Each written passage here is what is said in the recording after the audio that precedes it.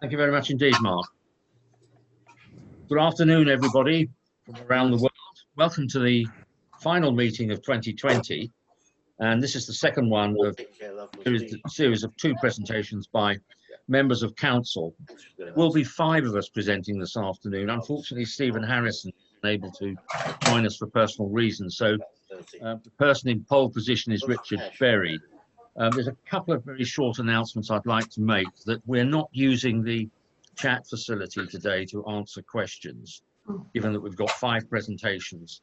And secondly, I did say in my last newsletter last Friday that the next one would be distributed tomorrow.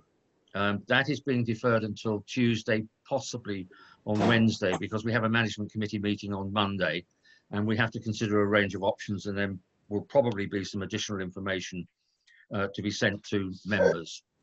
So that's the reason for it being deferred. I'd now like to welcome Richard Berry. Richard is a fellow of the Society, of course, and is Assistant Honorary Secretary, or Honorary Assistant Secretary, whichever way around you like to place it. And his subject for this afternoon is Home for Christmas by Sledge, 1914 and Other Brief Tales. Richard, it's over to you, and thank you very much. And just before we go to Richard, I'm just going to mute everybody, and then Mike and I will make sure that Richard is unmuted. So just bear with. No, I don't go on. Right. We need to unmute Richard.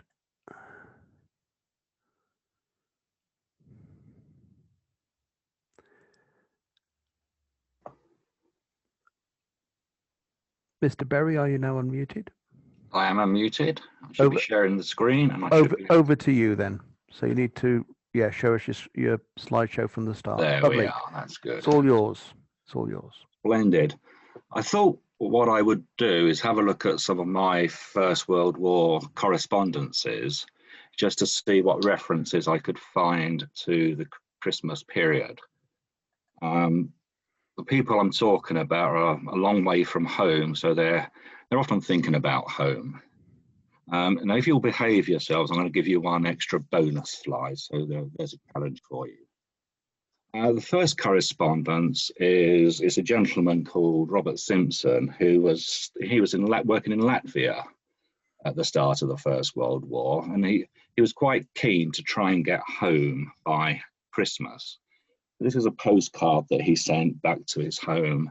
Actually, he sent it back to his son, who was actually in the army in England.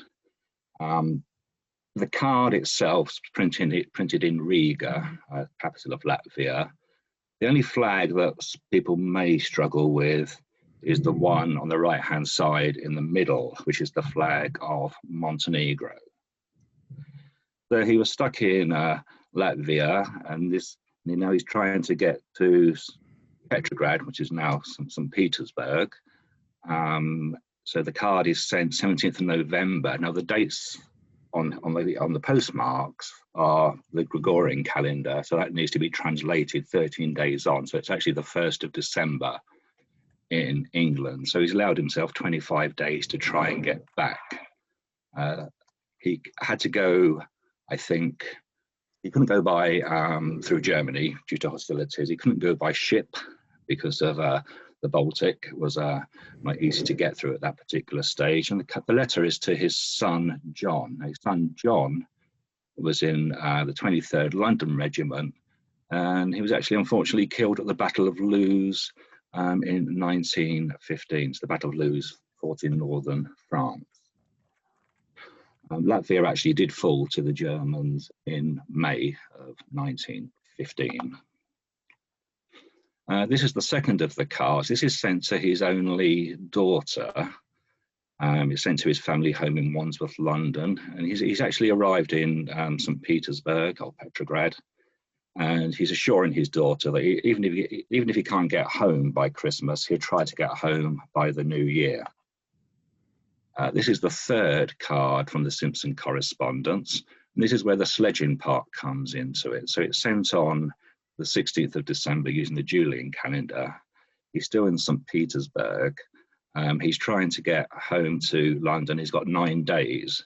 And this is the route that he's intending to take. I hope to leave this city tomorrow morning on my journey through Finland, end of the railway, and then by sledge 25 miles to the railway in Sweden. So that's where the sledging comes in.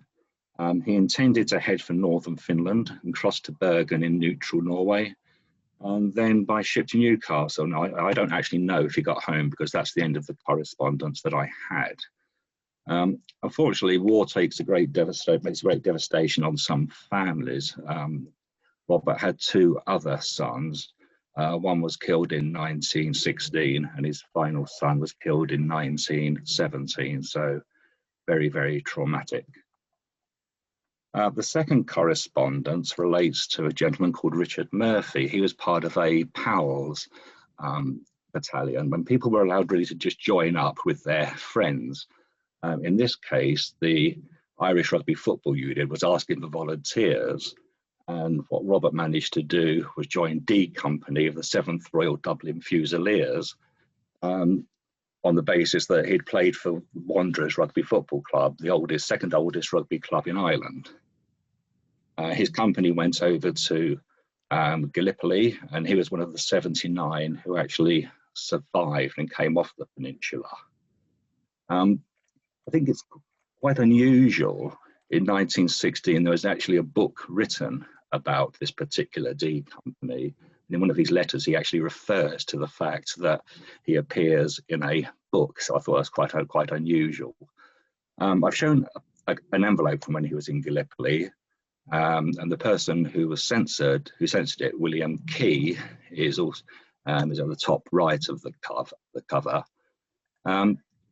Murphy was actually killed in March 1918 during the Kaiser's offensive, and actually the censor, William Key, was actually killed 5 days before him. So he almost made it towards the end of the war. Now, the letter that I'm showing is from when he was in the Salonika field force. So he'd left Gallipoli, gone up to Salonika, then actually went up to fight in Serbia. But the unusual thing, I think, was that they were wearing the same gear, the same uniform, their summer uniform, when they went up to fight in the snows of Serbia. So, of course, they suffered a bit with the cold. So where the Christmas theme comes into this is when he was in Salonika, so this is Christmas 1915, one of the great traditions of the British Army took place. And this is where, for Christmas, the officers serve meals to their men. And he makes reference here, we were treated to dinner with the company officers who'd managed to secure a goose and a couple of turkeys. It was some treat, I can tell you.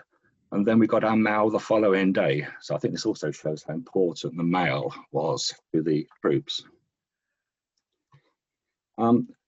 This is the final piece of correspondence that I'm actually going to show you that relates to Christmas.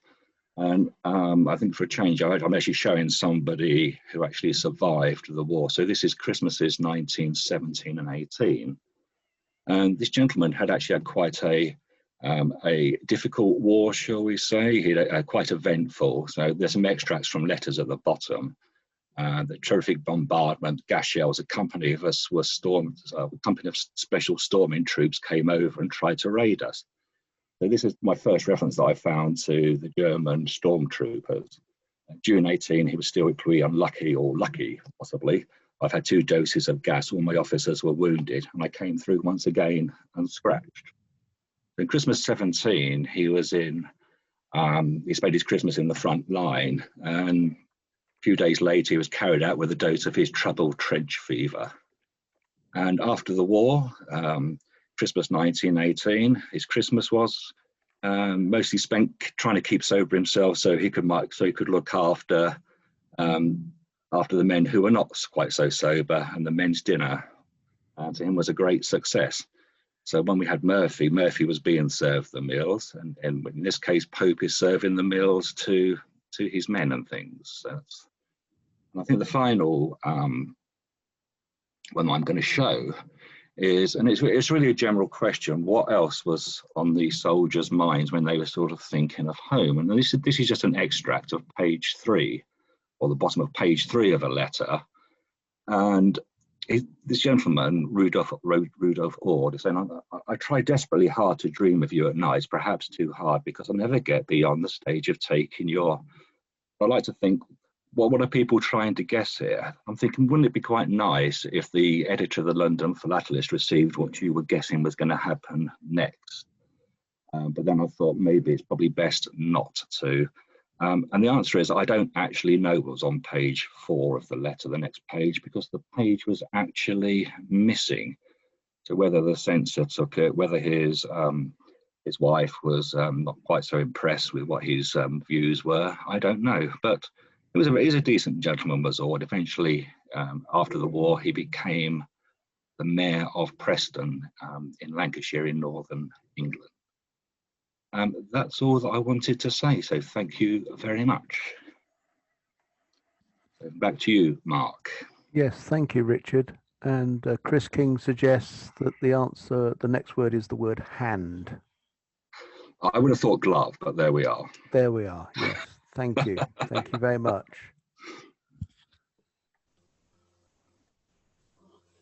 I've unmuted myself. Indeed, Thank you very you much have. indeed for that, Richard. It's a very interesting presentation. Now, we'll move on next to John Aitchison. John is known to everybody. As well as being a fellow of the Society, he has the enviable job of being the honorary secretary. And I think he probably gets more emails than many of us do each day.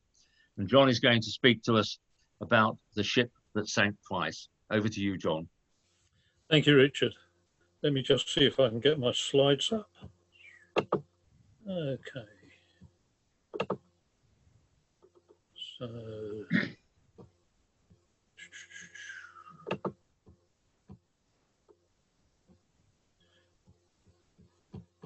sorry to hold you up. There we go. Okay, from beginning. And go back on. Well, good afternoon, everyone. You're not doing it from the beginning, but never mind. Aren't I? No, you're just showing it. That's okay. We can see it. Yep. Yep. So, hang on then. What do I need to do, Mark? You need to click on There we that go, one. That's better. That's better. Yeah. Thank you. Yeah. Perfect. I noticed that Mark's, the host's original slide, said a presentation of light-hearted, amusing and festive displays. I did offer our president a display on unusual and interesting things to collect, which would have been quite amusing, but he decided that he'd rather have one on death and destruction. So this is the ship that sank twice. This is the extraordinary story of the SS Ibex, a ship that sank twice, and in doing so, created some of the rarest of the Channel Island, Channel Island postal history. Now, the Channel Islands are the most southerly part of the British Isles, lying between 75 and 100 miles south of the mainland, and just to the west of the Cherbourg Peninsula in France. The Ibex was built in 1891 for the Great Western Railway Company to operate on their Weymouth to Channel Islands route, carrying passengers, freight and mail. For a time, it held the speed record for the crossing. The first slide shows the location of the Channel Islands, the shipping routes at the time, and the ship. The first wrecking. On Good Friday, the 16th of April, 1897, the SS Ibex was involved in a race with the South Western Railway ship SS Frederica to enter St Heliers Harbour in Jersey. The last ship to arrive would have had to have waited outside the harbour and disembarked its passengers by tender. During the race, the Ibex struck a rock at maximum speed and sustained a 13-foot gash in the hull. It managed to limp to a nearby bay, half submerged, where the passengers were taken off by boat. There were no casualties on that occasion, but the captain had his certificate suspended for 6 months for careless navigation. All of the mail survived, but there were no postal markings to identify it. The slide here depicts the fateful race between the Ibex and the Frederica on a 1983 Jersey stamp from their Great Western Railway centenary set. The second wrecking. Having been repaired and returned to service under a different captain, the Ibex again struck a rock approaching St. Peter Port Harbour in Guernsey at 6:15 a.m. on the 5th of January 1900. The captain tried to run the ship ashore on Herm Island, but sank short of his goal. A seasonally low contingent of 35 passengers were rescued by 2 passing ships. Often repeated reports subsequently stated that the body of a naval rating returning on leave was recovered in the saloon, and a crew member spotted clinging to the mast also perished. However, having checked contemporary newspapers, there are absolutely no reports of fatalities at the time. I conclude that these were later spurious embellishments to the story that gathered traction through retelling. The slide shows the ship after it was raised and cleaning being underway. Salvaging the mail. When the SS Ibex sank, it was carrying 44 bags of mail. Salvage started the same day and 2 bags were recovered that afternoon. 5 more the next day, and by the 20th of January, 42 bags had been recovered, leaving only 2 unaccounted for. One of those was from Dorchester to Guernsey and the other from London to Jersey. On the 25th of January, the Dorchester to Guernsey bag was washed ashore in Jersey, having floated a considerable distance, leaving 1 bag missing. The mail was dried and, where possible, delivered. Guernsey mail had no postal markings, but some covers were endorsed by the recipient, as seen here, and this slide shows an endorsed letter to Guernsey from which the stamp has been floated off whilst it was in the sea. Jersey mail with the first cachet. Jersey mail did, however, have a cachet applied reading mail per SS Ibex, which is one of the scarcest of all Channel Island postal markings, with only 12 examples known. The slide shows a cover to the De Grucci department store in Jersey with the first type of cachet.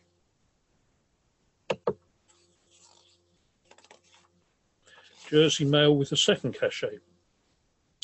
After almost 7 months underwater, the SS Ibex was raised and towed to St. Peter Port Harbour in Guernsey, where during cleaning the final bag of mail was found, and this was the London to Jersey bag. Amazingly, after drying, most of the addresses could still be read, so it was forwarded to Jersey for delivery. Because no one had expected the final bag to be recovered after all that time, the original cachet had not been kept, so a new one was made, which was similar but identifiably different. The main differences are that there are no full stops after the S's, and the letters of the word per are in a smaller size, unlike the first type, where there are full stops after the S's and the P of per is larger. 14 items of mail with this cachet have survived. The slide shows a printed postal stationery postcard for a hat manufacturer with the second type of cachet. Surviving examples. In Stanley Gibbons' Channel Island Postal History Catalogue of 1991, Bill Newport stated there were 9 known covers. In a 1993 article, Keith Taylor stated the number was probably less than a dozen. Robin Gwynn, RDP, the renowned direct mail specialist, put the number at 14 covers recorded in his award-winning display. Through research for my book on the subject, I've identified 29 items of mail, including 3 endorsed covers to Guernsey. Interestingly, 1 cover, held in a museum, could not be located after several extensive searches and may now be lost. The slide shows my book on the subject. This is the advert, folks. It's still available if anyone wants one. Survival rates. An anomaly is why 14 items of mail have survived from the single final bag, whilst only 15 items are known from the other 43 bags. The reason is twofold. Publicity around the recovery of the last bag and collector interest that had been seen for the cachets might have alerted recipients to keep them, but also the final bag of mail was from London to Jersey and would have contained far more mail than those from smaller provincial towns. The slide shows a cover with a second cachet. After 7 months in the sea, the addressee of the letter had died by the time it was delivered, and it's endorsed on the left, deceased, and underlined in red. Mail from abroad. The final bag to be recovered also contained the foreign mail, which was all routed through London. Consequently, 3 inward covers from France survived from that bag. Interestingly, 2 loose stamps from Belgium, one from the Netherlands and one from Canada, struck with part of the cachet, are also known. It is assumed that they had floated off covers and were found in the final mail bag. Postal workers then applied the cachet and kept them as souvenirs. The stamps were not cancelled like that on any surviving covers. Stealing letters would have been a serious offence, but stamps that had become detached were probably considered fair game. The slide shows an inward postal stationery envelope from France and stamps from Belgium and the Netherlands struck with a cachet. Postscript. The SS Ibex returned to service after a complete refit on the 25th of April 1901, 15 months after the second sinking. In the First World War, she was the only ship of the Weymouth fleet in service to the Channel Islands. She narrowly escaped being torpedoed, but having been armed for war service, managed to sink a German submarine herself. She collided with the Great Western ship Aletta in 1917, which sank the Aletta, but the Ibex stayed afloat. Her final trip to the Channel Islands was on Good Friday 1925, exactly 28 years after her first sinking, and she was finally scrapped at the end of 1925. Surviving 2 wrecks, a collision, and a near miss by a torpedo either makes the SS Ibex a very unlucky ship or an extremely lucky one. I favour the latter. Thank you for listening.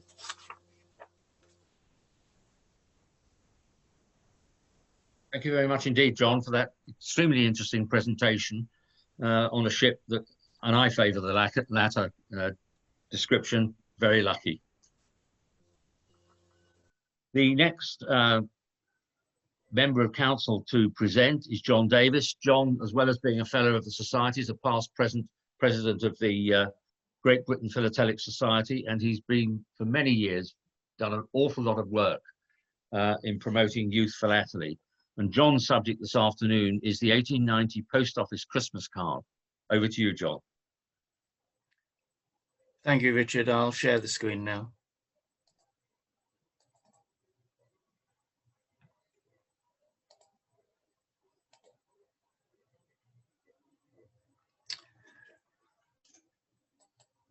In the late 19th century, the post office issued its own Christmas card. And here you see some examples from 1885, 1888, and 1891. But my interest, as many of you will know, is in the 1890 penny postage jubilee. And this is one of the favourite items in my collection. It was advertised for sale in a post office circular on the 4th of November 1890, and it was sold for 6pence in aid of the Rowland Hill Benevolent Fund, as were many of the events during 1890. 25,900 were sold, and there must have been at least 2 printings, because the position of the date in the centre here varies quite clearly in the card. And if you ordered them, they were sent out in a plain envelope. The card itself had images of some of the postmarks from the 1890 events, and that caused a bit of confusion. The ones for 1790 and 1990, some wrote in saying there must have been a mistake, but the post office wrote out to say that these were actually postmarks from the Jubilee event in the post office organised in July, and reflected the displays that were there of the actual post offices, the past, the present, and the future. Apart from the plain cards, some of the cards were specially printed for use by the senior officers in the post office and by the Jubilee Committee. These are extremely rare, and the Jubilee Committee ones, the Post Office archives record that only 150 were produced and given free to the committee, and only 1 or 2 are known, but they are again quite attractive. There is another version of it which is also extremely scarce, that was obviously printed locally in Derby, with a special imprint from the postal staff in Derby to their brother officers. And James Grimwood Taylor told me this is likely to have been overprinted locally by Bemrose and Sons, who were the major printer in Derby.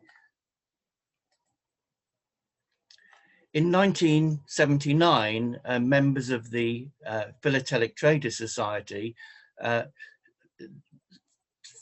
came across a number of cards which they thought were a bit odd.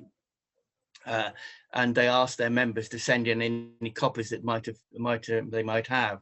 It had actually been advertised for sale in the Philatelic press by Richard Bray and Sons, and he said that a reference collection had been found in a solicitor's office of this card, but it wasn't right. When the experts looked at it, the original card was surface printed in lithography, but this card was clearly in photogravure. And after investigations by the police in Burgett Hill, they actually raided the office of the home of Thomas Bray, and found 800 of these cards and the printing plates.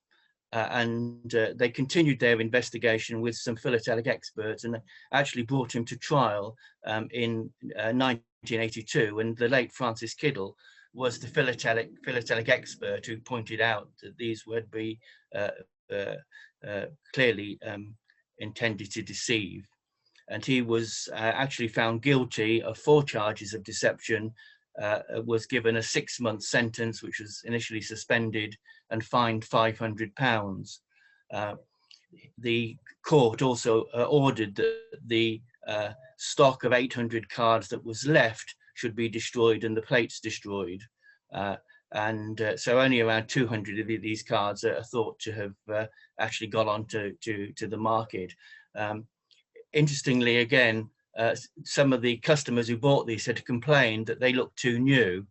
And so some of the cards exist stained with coffee, which is, and some of them have also got these reproductions of the postmarks on the back, which clearly shows that they're wrong. If any of you are looking to buy these cards, there's an easy way of spotting the genuine from the forgery, because the card that was used the original card that was used to create the forgery was obviously had some dirty marks around the flagstaff. So these black marks are present on the forgery in every case. So although having said that, the forgery sells for basically the same price as the original anyway. So, but it is a bit of fun. And so that's the story of the 1890 postcard. If you want to know more, then again, an advert for the latest book on the 1890 penny postage jubilee. A few copies are still available, I think, from the Royal. And so I'll just close by wishing you all a very happy Christmas, and I hope a healthy and successful New Year. 你现在这种想听每人买个4、3年。 Thank you very much indeed, John. As far as the forgery is concerned, then presumably it's not, if those black marks are around the mast, it's not worth sending it to the Royal for a certificate. Well, you'll get a certificate saying that it's a forgery. Yeah, well, quite, yes. No, that's interesting how those who generated the forgery tried to age the items to make them look rather like the original. Thank you very much indeed. That's been an extremely interesting presentation. I now move on to the next presenter, Jack Zhang. Jack is also a fellow of the Society, member of council, and his subject this afternoon is a Boxing Day letter from our past president, His Majesty King George V. Thank you very much, Jack, and over to you. Okay, thank you very much, President. Okay, I share my screen. Okay. Okay, dear fellows and members, and my today's presentation is about Boxing Day letter from our past president, King George V. In today's presentation, I would like to discuss the following 8 topics. First, King George V letter to Lieutenant Lionel Sanders on Boxing Day.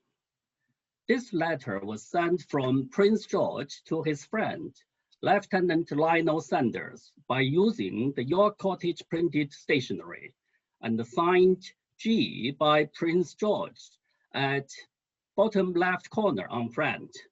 Franked penny lilac stamp, cancelled black King's Lynn squared circle postmark, and also black Portsmouth duplex vertical numeral 625 tongue curved postmark.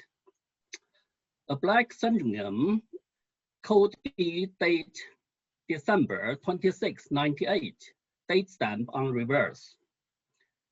The letter sent from York Cottage, Sandringham on 26 December 1898, that is a Boxing Day, to Portsmouth and then redirected to Chelmsford. The letter signed George, here, George, to Lieutenant Lionel Sanders. Lionel Sanders was about Sanders' new appointment as a deputy prison governor.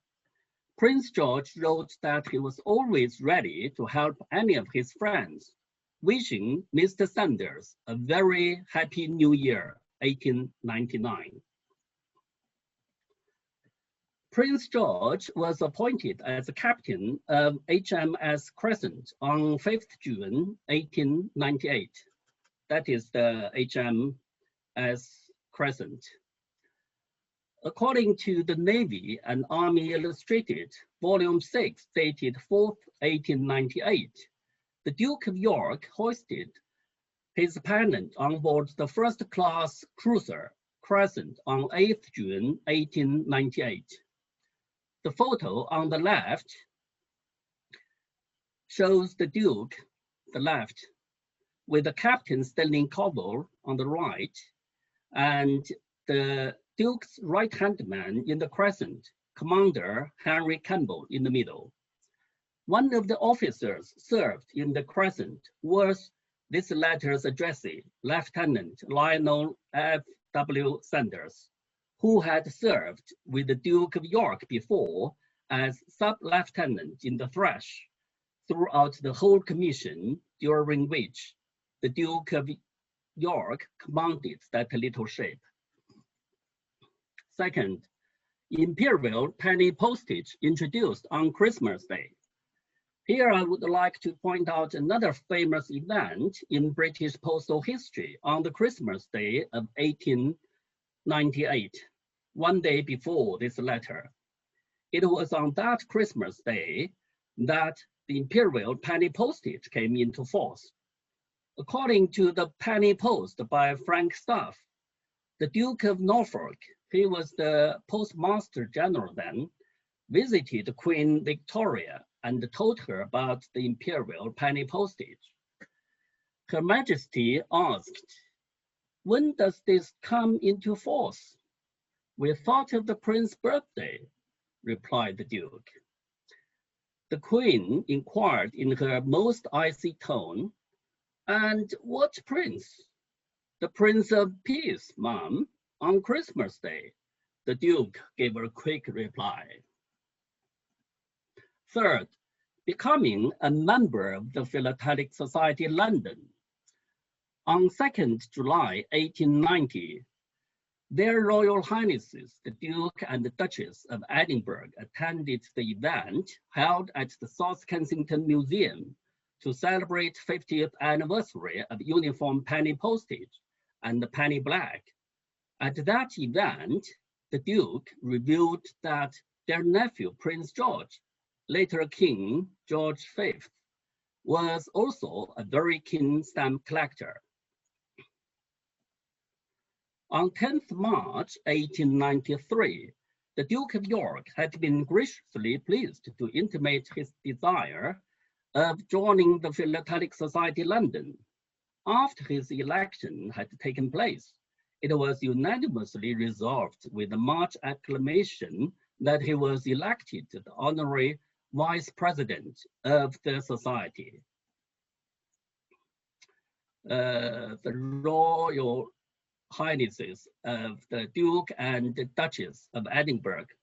This is a photo provided by John Davies. Thank you. Fourth, the wedding present from PSL members. At the time of the Duke's big wedding on 6 July 1893, the members of the society presented a stamp album to him as a special philatelic wedding present, in which there were 1,500 rare stamps donated by 100 members of the society, including the president, the Earl of Kingston, and many members from Europe, the United States, and Canada. The Philatelic record in August 1893 also reported the Duke's wedding and the present from the members of the society. This is the article. Fifth, the wedding present from China. The Duke also received presents from China. Mr. Xue Fucheng, this gentleman with the Qing dynasty's dress, an envoy extraordinary of China to the 4 European countries, United Kingdom, France, Belgium, and Italy, stated in his diary on 5th July 1893 that he went to the British Foreign Office and personally took the letter of congratulations there and gave it to Lord Rothbury. And Lord Rothbury promised to offer the message of congratulations to the Queen on Mr. Xue's behalf. Mr. Xue also sent wedding gifts to the Duke, and the gifts included 2 tall vases, 2 flower baskets, 2 small incense burners, and a tall wine kettle in Jingtai blue porcelain.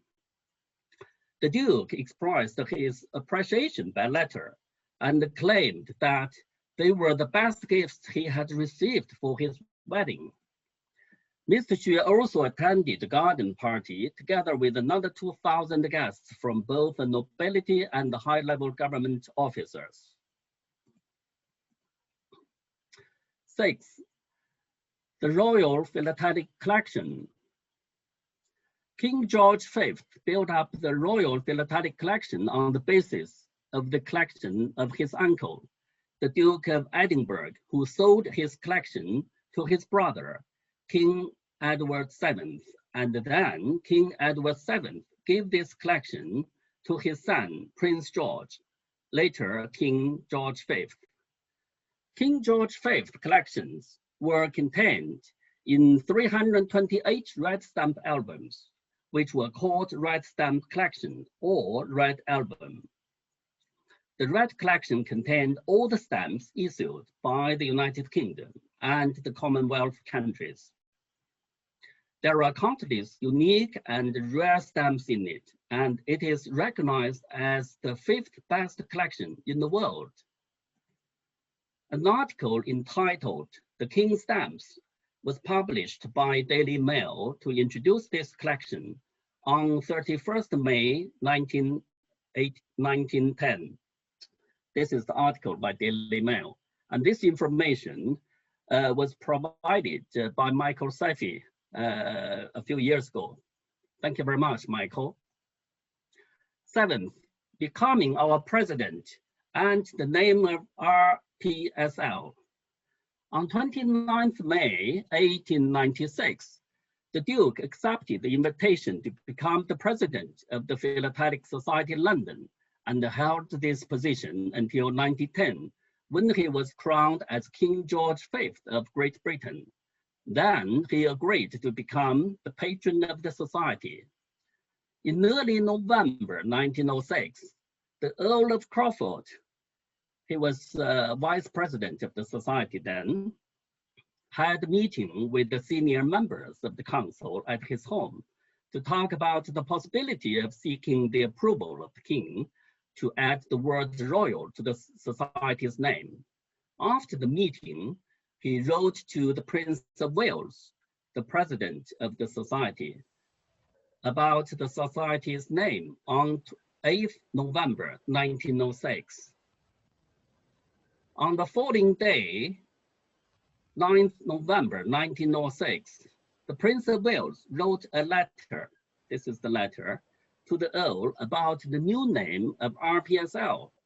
In the letter, Prince of Wales explained why London was added, because he thought London should be retained, which denoted where the society's headquarters was. In November 1906, the word royal was granted to be used for the society's name and then became the current name as the Royal Philatelic Society London. A congratulatory article on the new name by an old member of the society was published by Gibbons Stamp Weekly on 29th December 1906. This is the article. London Philatelist in December 1906 also published a letter dated 28th November 1906 from the Home Office to confirm this new name. This is the letter received from the Home Office. In 1924, the Royal Society was approved to have the right to use the royal coat of arms of the United Kingdom, the royal arms. You can see behind me the logo. Number 8, first RDP. King George V was later called respectively by the philatelic world as the world's most famous stamp collector and also as the philatelic king. His name was also entered on the Roll of Distinguished Philatelists, RDP, in 1921 as Premier Philatelist of the World and the first signatory to the roll. And this is RDP, and we can see King George V signature was signed at the top in the middle. And that's all for my presentation. Thank you very much. I wish everyone a very Merry Christmas and a very Happy New Year. Thank you very much. Thank you very much indeed, Jack. That was an extremely interesting presentation. It's always fascinating to see material that relates to our first president and our first patron and items from that relate to the royal family and to the royal collection. Thank you very much indeed for that. Thank you.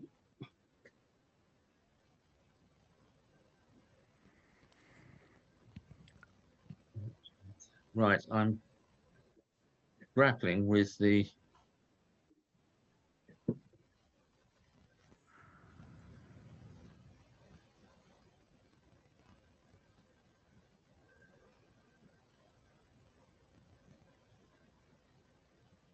am I into that now? No, Oh dear, what's gone wrong? I don't know. I don't know what you've done. Oh, sorry. Share your screen. I went in to use the Alt and Tab facility, but something's gone wrong with this. All right. So what are you currently looking at? I need to go back into Zoom, don't I? Yeah, you need to get into Zoom. Right, okay. Share screen? Yes, please. Yes. Share. And then from the beginning, right? That's right, yes. Okay. Okay, good afternoon, everybody. After that inauspicious beginning, this is Richard, you need to click on share on from beginning. You haven't done that.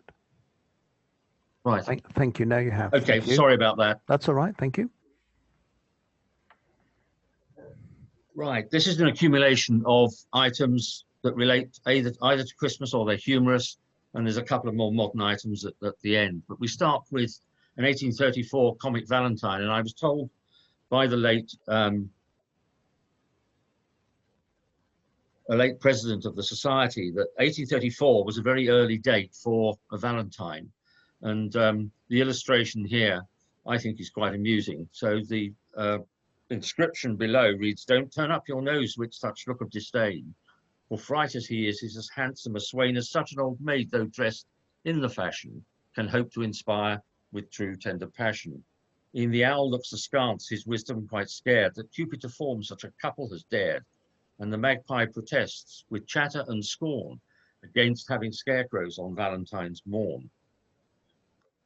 The second item goes back to a theme that was seen by everybody last week, philatelic dinners.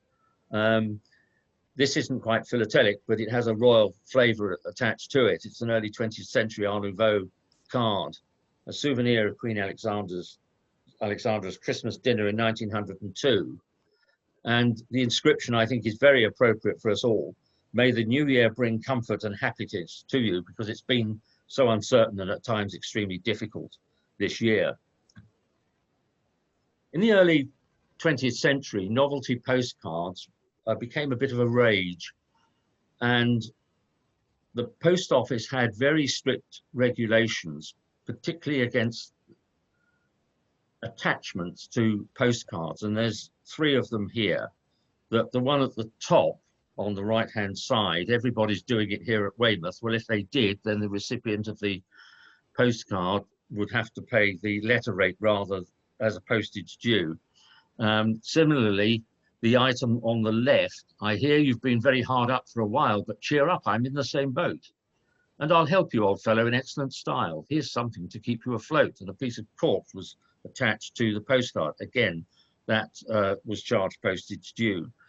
The feline golfer on the lower right of the screen with the inscription, "I hope this reaches you from Filey." I think that illustration was probably used in a number of different locations.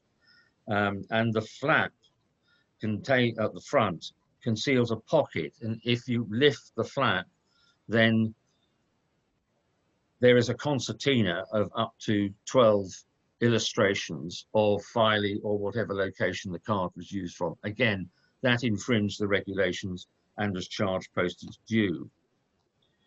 Soldiers on active service during the Anglo-Boer War, particularly in the last 18 months of the war, many of them were stationed in blockhouses across the veldt, and they became very bored. So anyone with artistic abilities turned their hand to carving, painting, illustrating envelopes and postcards. And there's a couple of, I think, humorous items here. The late Christmas card with timely New Year greetings, and Britannia's comment at the foot of the screen there.